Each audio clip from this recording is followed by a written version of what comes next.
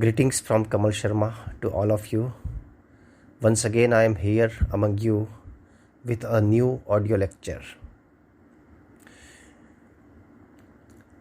Our today's topic is phrases and clauses.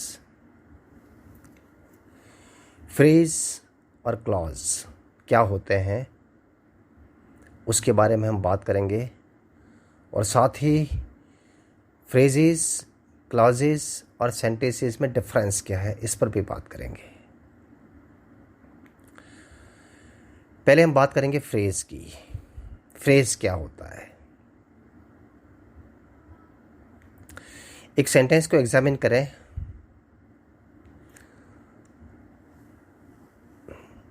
He has a chain of gold. He has a chain of gold.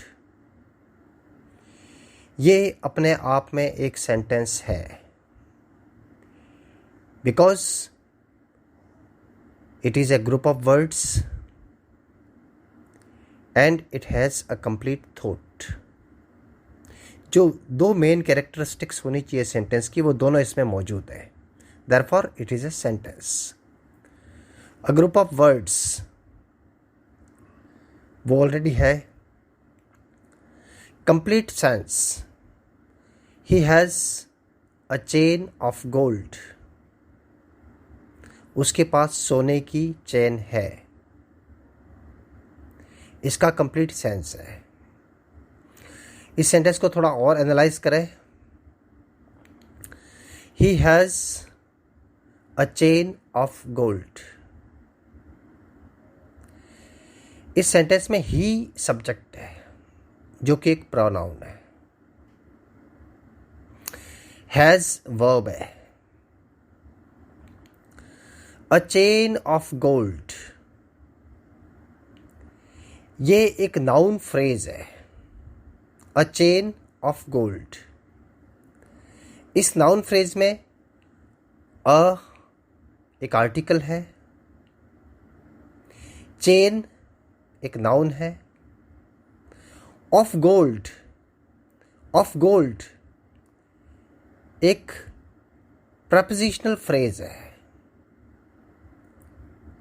Chain what kind of chain? Of gold. Chain किस तरह की है? सोने की। तो chain को describe कर रहा है ऑफ गोल्ड। तो ये इस सेंटेंस का एनालिसिस है। He has a chain of gold. यहां पर हम फोकस करेंगे ऑफ गोल्ड पर। अ चेन ऑफ गोल्ड ये पूरा एक फ्रेज है। अगर इस सेंटेंस से अ चेन ऑफ गोल्ड को सेपरेट कर लिया जाए तो इसका एक पार्शियल सेंस तो होगा लेकिन कंप्लीट सेंस नहीं है। It has a partial sense but not complete.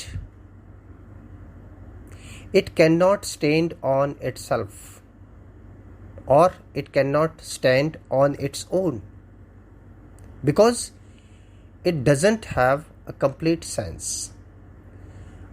A chain of gold, सोने की चेन।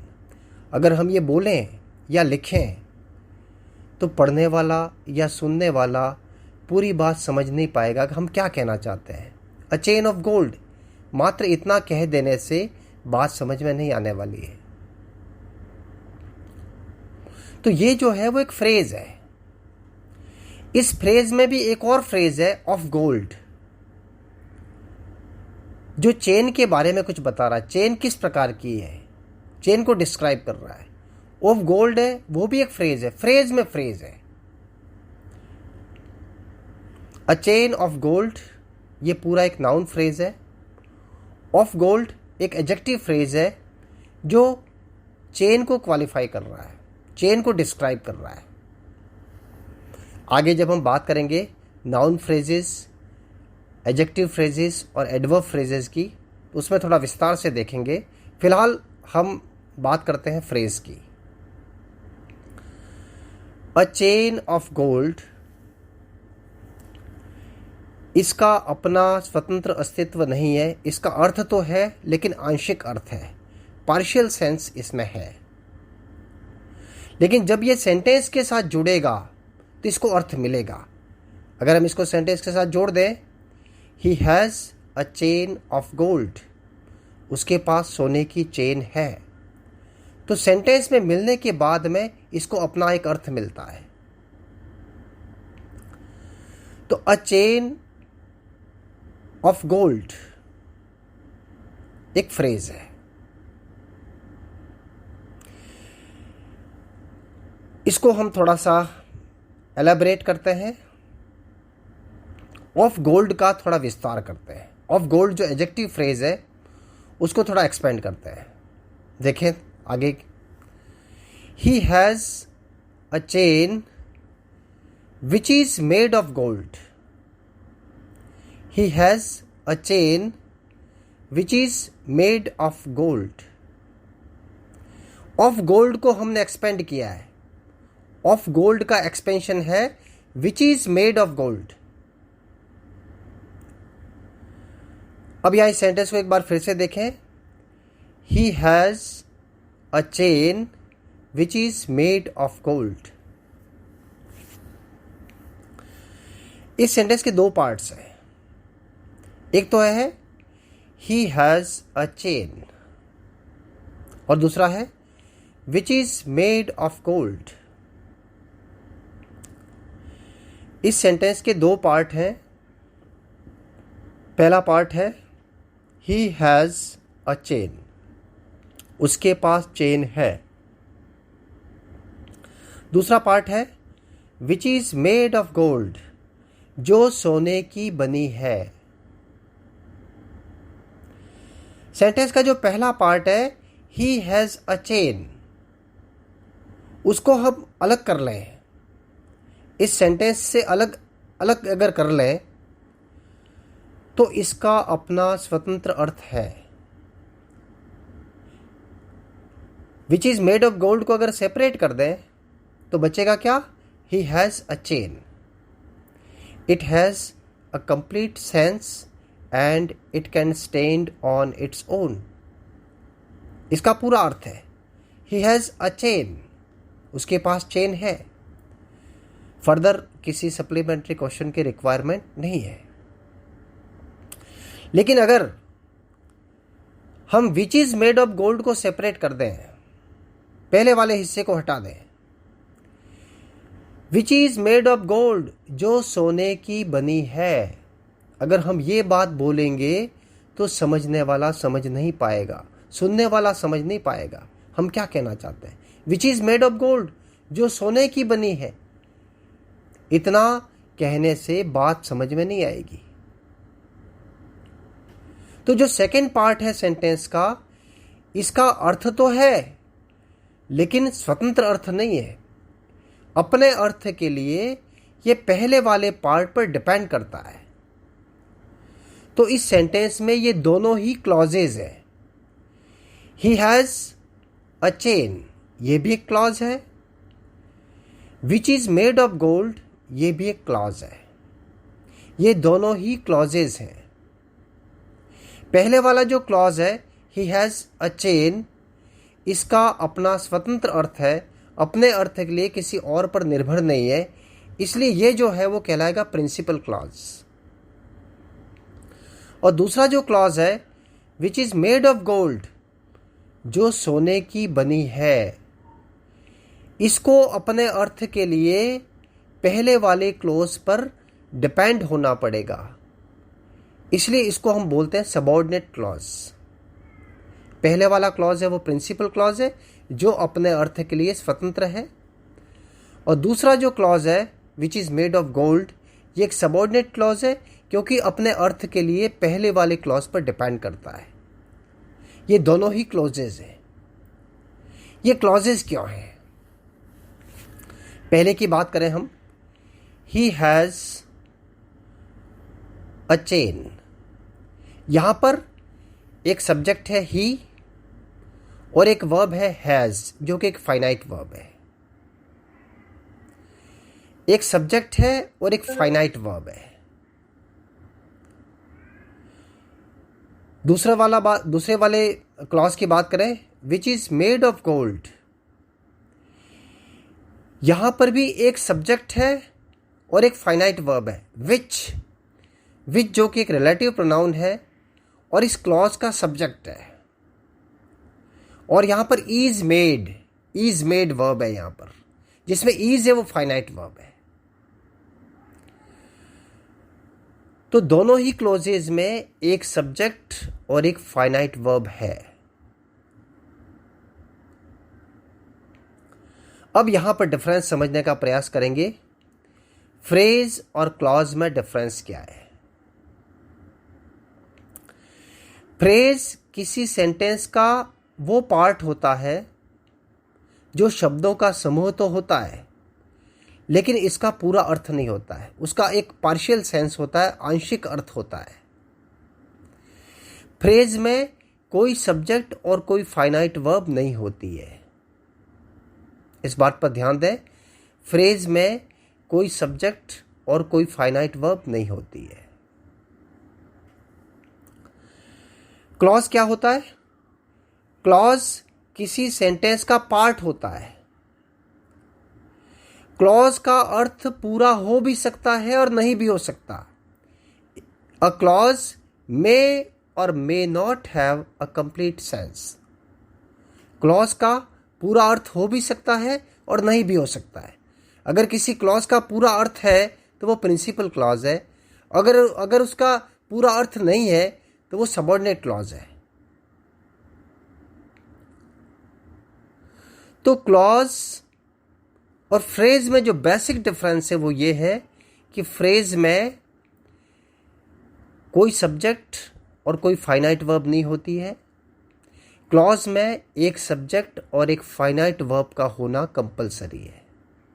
बिना सब्जेक्ट और बिना फाइनाइट वर्ब का कभी कोई क्लॉज हो नहीं सकता।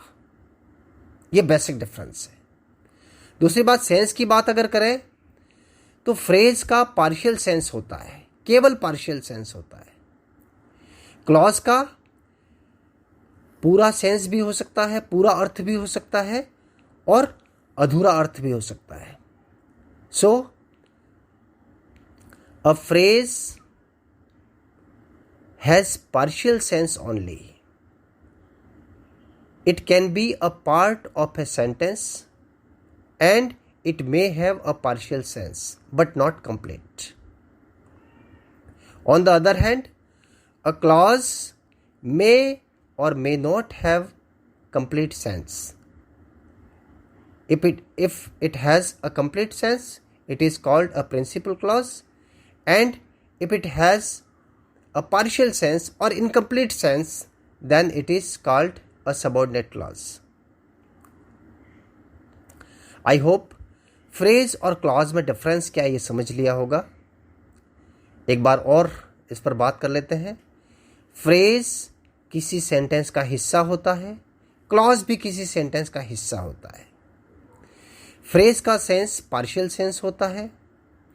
क्लॉज का जो सेंस है वो कंप्लीट सेंस भी हो सकता है और पार्शियल सेंस भी हो सकता है। फ्रेज में सब्जेक्ट और फाइनाइट वर्ब का होना आवश्यक नहीं है, उसमें होता ही नहीं है। और क्लॉज में एक सब्जेक्ट और एक फाइनाइट वर्ब का होना कंपलसरी है। अब हम बात करते हैं फ्रेज, क्लॉज और सेंटेंस में डिफरेंस क्या है। फ्रेज किसी सेंटेंस का पार्ट है और उसका पार्शियल सेंस है। जैसा हमने देखा था, he has a chain of gold. A chain of gold ये एक फ्रेज है, इसका अपना एक पार्शियल सेंस है और ये किसी सेंटेंस का हिस्सा है। क्लॉज की बात करें, he has a chain which is made of gold. यहां पर दो क्लॉजेज हैं, ये पूरा एक सेंटेंस है। He has a chain which is made of gold, ये पूरा एक सेंटेंस है, इसके दो क्लॉजेज हैं। ही हैज अ चेन और which is made of gold, ये दोनों क्लॉजेज में एक क्लॉज का कंप्लीट सेंस है, एक क्लॉज का इनकम्प्लीट सेंस है। दोनों ही क्लॉजेज में एक सब्जेक्ट और एक फाइनाइट वर्ब है, इसलिए ये क्लॉजेज है। अगर इस सेंटेंस में he has a chain which is made of gold, which is made of gold को हटा दिया जाए पूरी तरह से, तो बचेगा ही हैज अ चेन। ये जो बचेगा ये पूरा अपने आप में एक सेंटेंस है, ये क्लॉज नहीं कहलाएगा क्योंकि ये किसी का हिस्सा नहीं है, ये खुद ही एक सेंटेंस है। तो जो बचने वाला हिस्सा है वो सेंटेंस है, क्योंकि इसमें एक सब्जेक्ट है, सेंटेंस होने की सारी शर्तें पूरी करता है। एक सब्जेक्ट है, एक फाइनाइट वर्ब है, ग्रुप ऑफ वर्ड्स है और इसका कंप्लीट सेंस भी है, therefore it is a sentence. तो फ्रेज, क्लॉज और सेंटेंस तीनों में डिफरेंस समझे। फ्रेज ग्रुप ऑफ वर्ड्स होता है, क्लॉज भी ग्रुप ऑफ वर्ड्स होता है और सेंटेंस भी ग्रुप ऑफ वर्ड्स होता है। ये तो तीनों में सिमिलैरिटी है। अब डिसिमिलैरिटी पे बात करें, इनमें अंतर क्या है। फ्रेज का पार्शियल सेंस होता है, क्लॉज का कंप्लीट सेंस भी हो सकता है और पार्शियल सेंस भी हो सकता है, लेकिन सेंटेंस का हमेशा एक कंप्लीट सेंस होगा। तो उम्मीद करता हूँ कि फ्रेज, क्लॉज और सेंटेंस में डिफरेंस क्या है ये आपने ठीक से समझा होगा। हालांकि फ्रेज पर हम एक बहुत बड़ा चैप्टर करेंगे जिसमें noun phrases, adjective phrases, adverb phrases की बात करेंगे, उसकी फॉर्म के अकॉर्डिंग भी और फंक्शन के हिसाब से भी। फॉर्म और फंक्शन दोनों के पॉइंट ऑफ व्यू से हम फ्रेजेस पर बात करेंगे। इसी तरह से हम क्लॉजेस पर भी पूरी बात करेंगे, क्लॉजेस पर भी हम एक बड़ा चैप्टर करेंगे। और फर्दर जैसे जैसे हम आगे बढ़ते जाएंगे चीज़ें समझ में आती जाएंगी। अगर किसी तरह की कोई दिक्कत है, please be in touch with